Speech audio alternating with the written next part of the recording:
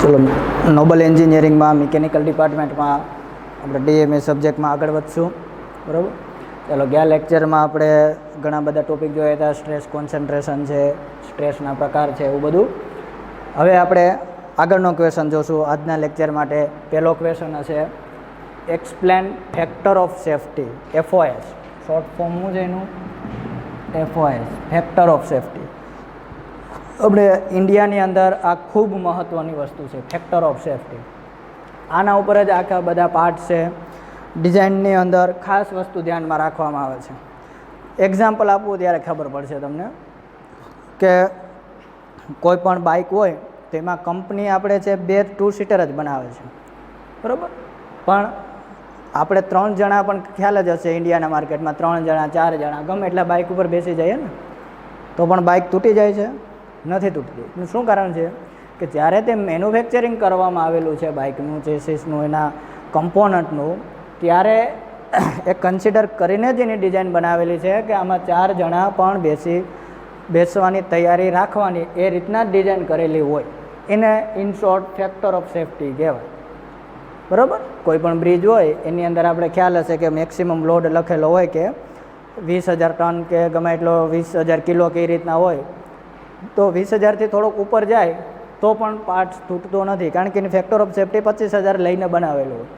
એ main વસ્તુ છે. એટલે કહેવાનો મતલબ એ ફેક્ટર ઓફ સેફ્ટીની વ્યાખ્યા આપણે ડિફાઇન કઈ રીતના કરી શકીએ? કોઈ પણ વસ્તુ ઉપર એલ્ડિંગ સ્ટ્રેસ આપીએ, એના કરતાં વધી જાય સ્ટ્રેસ, તે પાર્ટ્સ એ તૂટવાની શરૂઆત થાય.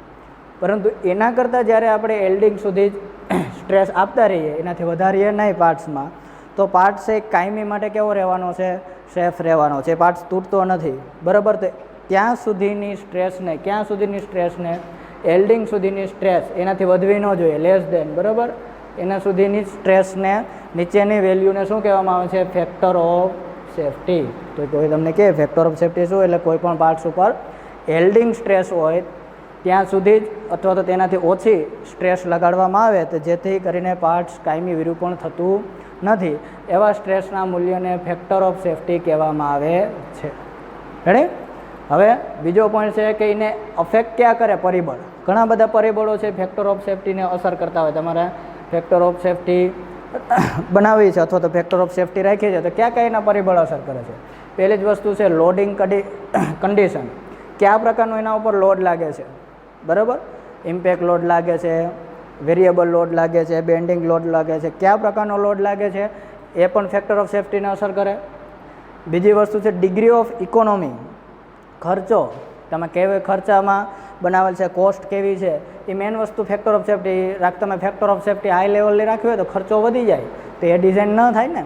મેઇન વસ્તુ આ બધી ફેક્ટર ઓફ સેફ્ટી રાખવા માટે આ પણ વસ્તુ ધ્યાનમાં રાખતી જવી પડે, બરાબર. તમારે ખર્ચાનું ખાસ ધ્યાન રાખવાનું. પછી એક્યુરસી, તમારે એક્યુરેસીની પરફેક્ટ રહેવી જોઈએ. કોઈ પણ પાર્ટ્સ બનાવ્યો ને ફેક્ટર ઓફ સેફ્ટી તમારે સારી બનાવે, કારણ કે તો જ માર્કેટની અંદર સેલ થાય ને. વધારે મજબૂતથી માંડીને મજબૂતાઈ આપણી ભાષામાં કહીએ તો, બરાબર. તો એની અંદર તમારે કોસ્ટ, કન્ડિશન અને એક્યુરસીને પણ ધ્યાનમાં રાખવાની. અને મેઇન વસ્તુ છે સેફ્ટી. ગમે તેવી તમારે પાર્ટ્સ હોય, બરાબર, મજબૂત બનાવો, ફેક્ટર ઓફ સેફ્ટી હાઈ લેવલની રાખો હોય નહીં, ભલે કાંઈ વાંધો નહીં, પણ એને સેફ્ટી ના હોય તો વારે વારે તમને કોઈ પણ માણસ છે અથવા તો કોઈ પણ વસ્તુ છે એક્સિડન્ટ થવાના શક્યતા ને એ બધી વધી જતી હોય એની અંદર, બરાબર. તો એ પાર્ટ્સ એ થોડોક નબળો કે અથવા તો ડિઝાઇન એની પરફેક્ટ કહેવાય નહીં. એટલે કે ફેક્ટર ઓફ સેફ્ટીને કયા કયા પરિબળ અસર કરે? લોડિંગ કન્ડિશન, એટલે તમારે ડિટેલમાં સમજાવવાનું કે ફેક્ટર પદાર્થ ઉપર ઘણા પ્રકારના લોડ લાગતા હોય. ઇમ્પેક્ટ લોડ છે, સડન લોડ, વેરિયેબલ લોડ, બરાબર. આ બધાને ઇફેક્ટ પણ ફેક્ટર ઓફ સેફ્ટી કરે છે. ઇકોનોમી, ઇન્ડિયાના માર્કેટ્સની અંદર આપણે માર્કેટમાં જોઈએ તો કે કોસ્ટ છે, એ કોસ્ટ કટિંગ ખાસ રાખવું પડે, એટલે એ પણ અસર કરે. એક્યુરસી અને ડિગ્રી ઓફ સેફ્ટી, બરાબર. આ બધા શોર્ટ ક્વેશ્ચન છે, 2 માર્કમાં ઘણી વખત પૂછાઈ જાય ફેક્ટર ઓફ સેફ્ટી માટેના, બરાબર. આ ક્વેશ્ચન ઘણી વખત આખો ક્વેશ્ચન પૂછો તો એવો પ્રશ્ન પૂછાઈ જાય કે explain factor of safety and give factor affecting factor of safety. આ 2 ક્વેશ્ચન ભેગા કરીને પણ પૂછાઈ જાય તો થોડા 3 માર્ક્સની અંદર ક્વેશ્ચન થઈ જાય. રેડી? બરાબર. એના પછીનો ફેક્ટર ઓફ સેફ્ટી માટેનો લાસ્ટ ક્વેશ્ચન છે, બરાબર, ફેક્ટર ઓફ સેફ્ટીનો જ, કે તમારે ડિસાઇડ તો કરવી, ચાલો કોઈ પણ પાર્ટ્સની કે આની ફેક્ટર ઓફ સેફ્ટી આટલી રાખવીની, કઈ રીતના ડિસાઇડ કરી? કાંઈક તો એની મેથડ હશે ને. ઉદાહરણ તરીકે હું લઉં કે આ બોર્ડ છે, બ્લેક બોર્ડ અથવા આ વ્હાઇટ બોર્ડ છે, હવે આની અંદર આની જે ફેક્ટર ઓફ સેફટી આપણે ડિસાઇડ કરવી તો કઈ રીતના, કાંઈક હશે એના ક્વેશ્ચન પણ પૂછાય છે. 2 મેથડ છે ફેક્ટર ઓફ સેફટી ડિસાઇડ કરવા માટેની. એક મેથડ છે ફેક્ટર મેથડ અને એક મેથડ છે ટેબ્યુલર મેથડ. ફેક્ટર મેથડ એટલે શું કે આ બધા એના ફેક્ટર છે, હમણાં જ જોયા ને આપણે આ બધા loading condition, degree of accuracy, આ બધા ફેક્ટર છે. એને આધારે પણ તમે ફેક્ટર ઓફ સેફટી ડિસાઇડ કરી શકો. અને ટેબ્યુલર મેથડ મતલબ કે ડાયરેક્ટ ટેબલ આપેલું છે ISO, બરાબર, સ્ટાન્ડર્ડ ટેબલ હોય છે. આ 2 મેથડથી તમે ફેક્ટર ઓફ સેફટી છે ડિસાઇડ કરી શકો. હવે ફેક્ટર ઓફ મેથડથી કઈ રીતના કરી શકો તો કે આ કન્ડિશન છે, ધારો કે જો અમે આ એક્ઝામ્પલ લખ્યું છે કે ફેક્ટર ઓફ સેફટી A ગુણ્યા B ગુણ્યા C ગુણ્યા D, મતલબ કે A multiply by B, C અને D, આ બધાનું મલ્ટિપ્લિકેશન કરો એટલે ફેક્ટર ઓફ સેફટી તમને મળે. પણ આની અંદર આને ફિક્સ હોય કે ધારો કે કન્ડિશન છે ભૌતિક ગુણધર્મ A, આપણે એક્ઝામ્પલ તરીકે ધારીએ A એટલે ભૌતિક ગુણધર્મ, તો એની ફેક્ટર ઓફ સેફટી તમે 1.5 થી 2 સુધી લઈ શકો. આ ફિક્સ વેલ્યુ, બરાબર, આ વેલ્યુ છે એ ફિક્સ છે, એ યાદ રાખવાનું. એ જ પ્રમાણે B એટલે ભારના પ્રકાર, એની વેલ્યુ 1 થી 3, બરાબર, અને C ભારની રીત 1 થી 2, આ રીતના આગળ આવેલું જવાનું. જેટલા પણ ફેક્ટર અફેક્ટ કરતા હોય એની ફિક્સ વેલ્યુ હોય, બરાબર. એ બધા વેલ્યુનો તમે ગુણાકાર કરો ત્યારે તમને શું મળશે, એ પાર્ટ્સની ફેક્ટર ઓફ સેફટી. અથવા તો ડાયરેક્ટ ટેબલ ઉપર આવેલું હોય છે, ટેબલ આપણે બુકની અંદર જોશું, બરાબર, જોયેલું જ છે, અથવા તો તમારી પાસે હોય છે લાઈવ, બરાબર. એ ટેબલમાં જ ડાયરેક્ટ તમારે વેલ્યુ જોઈ લેવાનું કે આ મટીરિયલ છે, આ મટીરિયલની ફેક્ટર ઓફ સેફટી આટલી થશે. રેડી? એટલે ફેક્ટર ઓફ સેફટી ગોતવાની 2 મેથડ, કઈ ફેક્ટર મેથડ અને ટેબ્યુલર મેથડ. ફેક્ટર મેથડમાં શું આવે છે, ઘણા જેટલા બધી ફેક્ટરીને ઇફેક્ટ કરતા હોય એનું મલ્ટિપ્લિકેશનથી જે મેથડથી આપણે ફેક્ટર ઓફ સેફટી મળે એને ફેક્ટર મેથડ કહેવાય. અને ટેબલ ઉપરથી આપણે જે વસ્તુ આપણે ડાયરેક્ટલી ફેક્ટર ઓફ સેફટી ગોતીએ એને ટેબ્યુલર મેથડ કહેવાય. રેડી? આ ફેક્ટર ઓફ સેફટીનો પોઈન્ટ ખાસ જોજો, બહુ ઇમ્પોર્ટન્ટ છે, ઘણી વખત પૂછાઈ જાય છે. ફરીથી આખું રિપીટ કરી જઈએ. પહેલાં ડિફાઇન કઈ રીતના કરવાનું કે જ્યારે સ્ટ્રેસનું મૂલ્ય યીલ્ડ સ્ટ્રેસ સુધી હોય ત્યારે પાર્ટ સેફ રહે છે, કાયમી વિરૂપણ થતું નથી, ત્યાં સુધીના સ્ટ્રેસના મૂલ્યને ફેક્ટર ઓફ સેફટી કહેવામાં આવે છે. કઈ વસ્તુ એને ઇફેક્ટ કરે, loading condition, degree of economy, accuracy, degree of safety, આ બધાને તમારે 2-3 સેન્ટેન્સમાં એક્સપ્લેન કરવાનું, ખાલી પોઈન્ટ લખવાના નહીં. મેં હમણાં જે એક્સપ્લેન કરાવ્યું છે તમને એ પ્રમાણે આખું યોર વર્ડ તમારા શબ્દોમાં જઈને વર્ણન કરવાનું. એ જ પ્રમાણે મેથડ, 2 મેથડ છે, ફેક્ટર મેથડ અને ટેબ્યુલર મેથડ. કમ્પ્લીટ આ ફેક્ટર ઓફ સેફટીનો ટોપિક. ચાલો નેક્સ્ટ ક્વેશ્ચન જોઈએ અને નવો ટોપિક પર સ્ટાન્ડર્ડાઇઝેશન. જાણીએ છીએ આપણે કે સ્ટાન્ડર્ડ વસ્તુ છે, આપણે ઓબ્વિયસ છે કે કોઈ પણ કંપનીનું નામ લઈએ તો આપણે ખ્યાલ આવી જવો જોઈએ કે આ સ્ટાન્ડર્ડ વસ્તુ છે.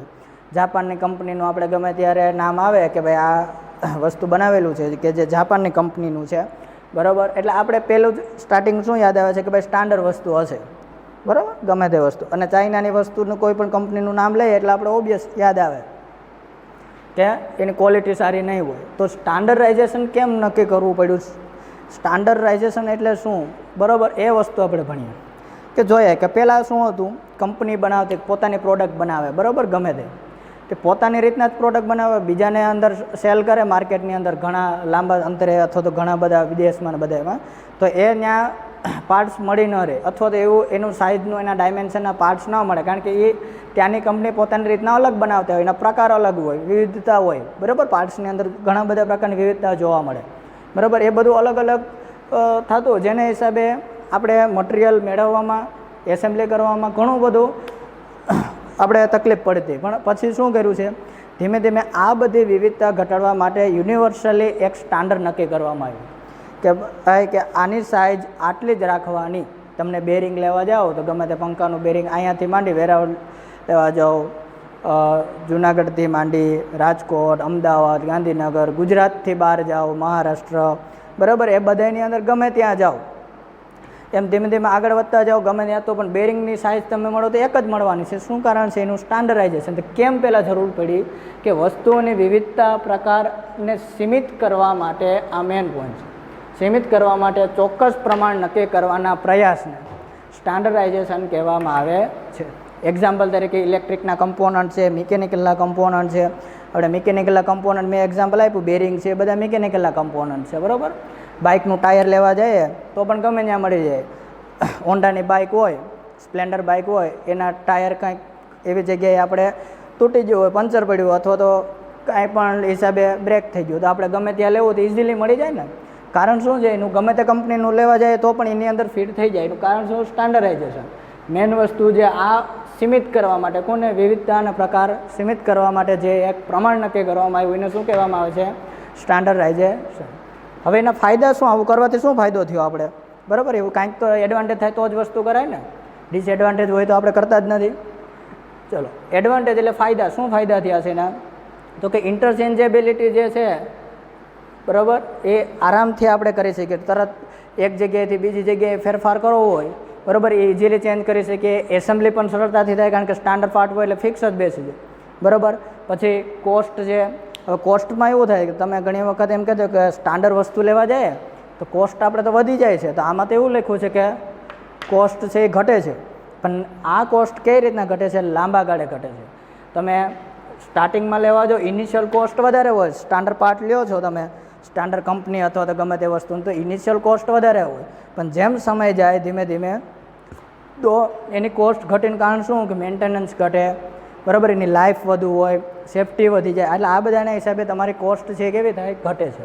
સેફ્ટી ખ્યાલ જ છે, સ્ટાન્ડર્ડ વસ્તુ વાપરવાથી સેફ્ટી ફૂલ જ રીતે. તમારે આપણે ઉદાહરણ આપીએ, MRF કંપનીનું ટાયર છે, સ્ટાન્ડર્ડ કંપનીનું ટાયર છે, તો એ યુઝ કરો તો શું થાય? આપણી સેફ્ટીને ખ્યાલ જ હશે કે વારે વારે તૂટી ન જાય, રસ્તામાં વચ્ચે આપણે ત્યાં ન તૂટી શકીએ બને ત્યાં સુધી, બરાબર. બીજા ચાઇનીઝ કંપની અથવા તો બીજી કોઈ કંપનીનું કે લોકલ કંપનીનું ટાયર હોય તો આપણે ગમે ત્યારે બ્રેક થાય અથવા તો એક્સિડન્ટ થવાની શક્યતા વધી જાય, એટલે સેફ્ટી આપણી ઘટી જાય. પણ સ્ટાન્ડર્ડ વસ્તુ વાપરો તો સેફ્ટી વધી જાય, લાઈફ વધે ને મેન્ટેનન્સ ઓછું. આ મેન એડવાન્ટેજ શું થાય છે? આપણે સ્ટાન્ડર્ડ પાર્ટ્સ વાપરીએ તો.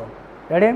પહેલેથી આ ક્વેશ્ચન સ્ટાન્ડર્ડાઇઝેશન સમજાવો અને તેના ફાયદા જણાવો. શું છે સ્ટાન્ડર્ડાઇઝેશન? કે વસ્તુઓની વિવિધતા, પ્રકાર અને સીમિત કરવા માટે આ બધાને એક એવો પ્રયાસ કરવામાં આવ્યો કે જે ચોક્કસ એક જ પ્રમાણ રહે, બદલાય નહીં, એને કહેવામાં આવશે સ્ટાન્ડર્ડાઇઝેશન. એક્ઝામ્પલ તરીકે ઇલેક્ટ્રિકના કમ્પોનન્ટ છે, મિકેનિકલના કમ્પોનન્ટ છે, બરાબર. આના ફાયદા શું થયા? ઇન્ટરચેન્જેબિલિટી સરળ બની, સરળતાથી એસેમ્બલી કરી શકીએ, કોસ્ટ આપણે ઘટાડી શકીએ, સેફ્ટી વધી ગઈ, લાઈફ વધી ગઈ, મેન્ટેનન્સ ઘટી ગયું, બરાબર. આ બધી વસ્તુ થઈ છે સ્ટાન્ડર્ડાઇઝેશનના એડવાન્ટેજ. રેડી? એટલે બે ટોપિક જોઈએ આજના લેક્ચરમાં આપણે: ફેક્ટર ઓફ સેફ્ટીનો ટોપિક અને સ્ટાન્ડર્ડાઇઝેશનનો ટોપિક. કમ્પ્લીટ.